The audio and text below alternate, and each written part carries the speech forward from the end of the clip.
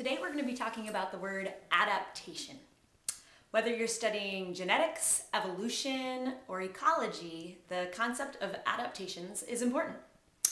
First, I'm going to give you a definition of adaptation and then some examples, and then I'll address a major misconception that some students have about adaptations. First, a definition. An adaptation is a trait or a characteristic of a living thing that helps them to survive. Maybe a more mind-friendly, memory-friendly definition would be a smart part or a smart behavior. Adaptations can be both physical and behavioral. Let me give you an example.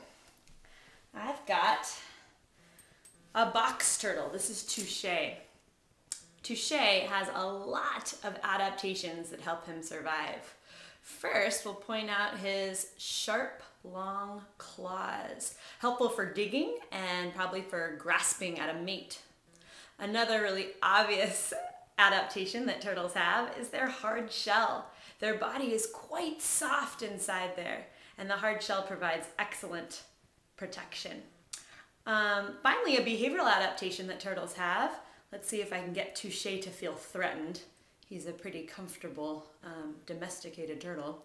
If we scare him at all, he's able to actually pull all of his limbs and his head inside his shell in order to protect himself. So those are some physical and a behavioral adaptation that Touche has. So I want to address a misconception that some students develop about adaptations. Some students think that an animal can develop an adaptation during its lifetime because it needs to.